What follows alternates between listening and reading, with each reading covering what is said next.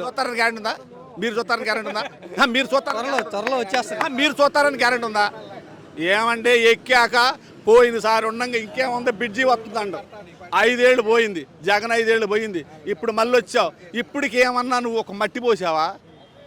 ఒక మట్టి పార మట్టి ఏంటయ్యా అంటే పొలాలు లాక్కోవటం, వీళ్ళ పొలాలు మంది పొలాలు తెంగి లోనుల్లో పెట్టుకొని డబ్బులు తెచ్చుకోవటం, ఏదో దొంగ లెక్కలు రాసి జనాలు అప్పచారు. వీళ్ళేం పొలం ఇచ్చిన వాళ్ళు దేవుడు రావుడు అని ఏడుతున్నారు. పెట్టే వాళ్ళని జగన్ బెదిరిస్తున్నాడు, అందుకని వాళ్ళు వెనక తగ్గుతున్నారు. అయినా కూడా నేను ఉంటే ఎందుకు బెదురుతారండి?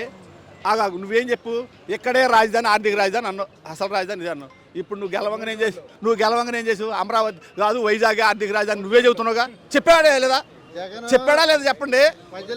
లోకేష్ చెప్పాడా లేదా? మరి అంటే అర్థం ఏంటి? నువ్వే 2 మాటలు, ఏది నువ్వు ఇక్కడ రాజధాని నువ్వే 2 మాటలు చెబుతున్నావు, మరి పక్కోడు ఎందుకు చెప్పడు? ఇప్పుడు నువ్వు కరెక్ట్ చెబితే ఇంకోటి చెప్పడు, నువ్వే చెబుతున్నావుగా. ఏడ రాజధాని అన్నో తీసుకెళ్ళి వైజాగ్ రాజధాని నువ్వే చెబుతున్నావు, మరి ఇంకేమనుకోవాలి?